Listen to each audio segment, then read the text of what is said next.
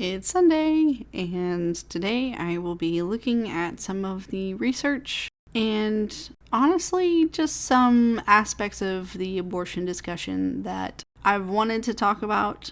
And in all fair warning, this particular section, this particular episode, when I was writing it, I got a little bit passionate. And I decided to go ahead and leave it the way it is, because I do try to keep my biases out of this.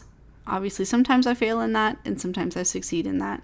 I feel like I've done pretty good at maintaining a balance and, correcting myself if I'm wrong, or trying to see both sides of the argument, or ways that things are logical and ways that things that are not logical, whatever. But this particular one, I get very passionate in, and if it offends you, I'm sorry, but I'm going to go ahead and allow this one to be what it is. So today I'm talking about the idea of, I label it false advertising in relation to both sides of the issue in abortion. As I've already discussed and will continue to say, there are always two or more sides to every issue. The development of a fetus and the reality of what is aborted at various weeks is no different. When one looks up abortion online, there are many sites, religious and not, that talk about abortion being wrong. Accompanied with these are often pictures of small babies in the womb or a tiny bean-sized human form in the palm of one's hand.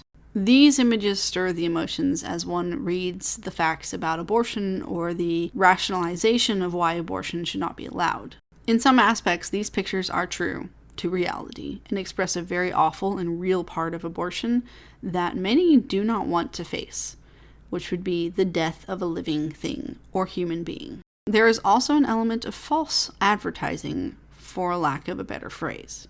This false advertising would have one thinking that all abortions involve an almost or fully formed baby that already has its fingers and toes, its heart and lungs, its soul, which I've gotten into before. The truth of the matter is, what is actually removed in abortions between 6 and 10 weeks resembles varying size of cotton balls. There is no form to them at all. There are no fingers, toes, lungs, hearts, none of that.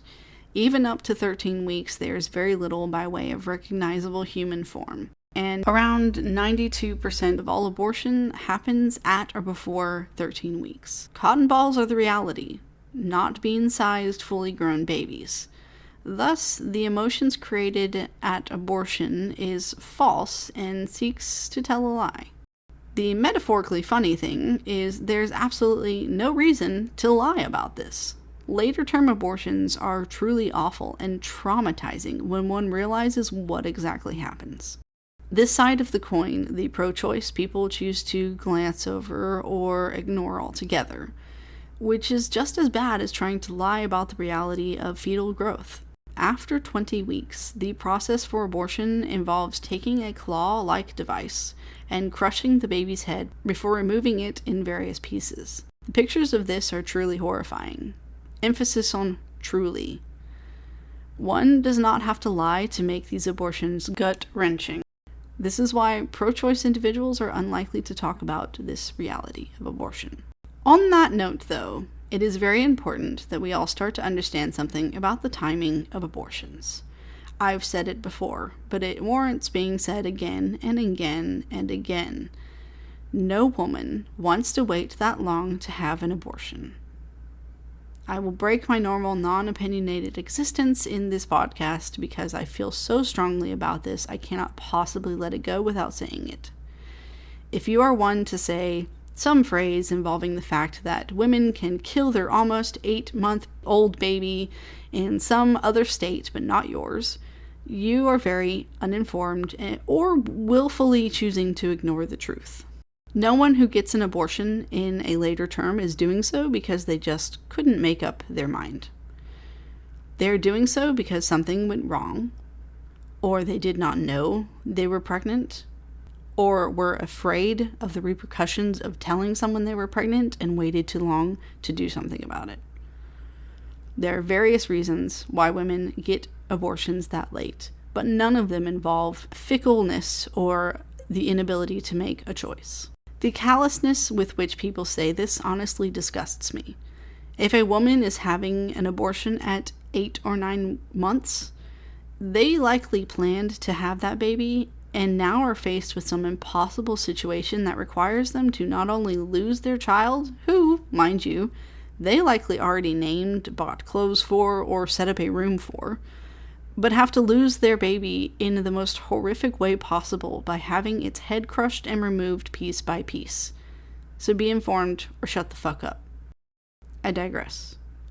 My research into the subject has caused me to change much of my outlook on this subject, but I was only able to make those changes and come to those conclusions by looking for truth and facts. If I wanted to be ignorantly going on my merry way, I would find the things that agree with my opinion. But instead, I challenged myself to ask hard questions and consider, well, what if I'm wrong? I choose not to ignore reality or distort it, and I hope others join me in that one day. If you are interested in commenting about this episode, you are welcome to. You can either send me an email at lawlessconversations@yahoo.com. That is LAWLESSCONVERSATIONS@yahoo.com. You can also comment on Twitter at lawlessconvos, LAWLESSCONVOS. Finally, you can also contact me on Facebook if you just look for Lawless Conversations, 2 different words, LAWLESSCONVERSATIONS. I look forward to hearing from you. The references to any sources that I use in each episode will be available in the bio, along with all of these social media connections. Join me on Wednesday as I look into the next aspect of conception, which I label space exploration. But really, it's looking into the concept of different categories of life and which categories should be saved or have rights. Thank you for listening to this episode. I look forward to Wednesday.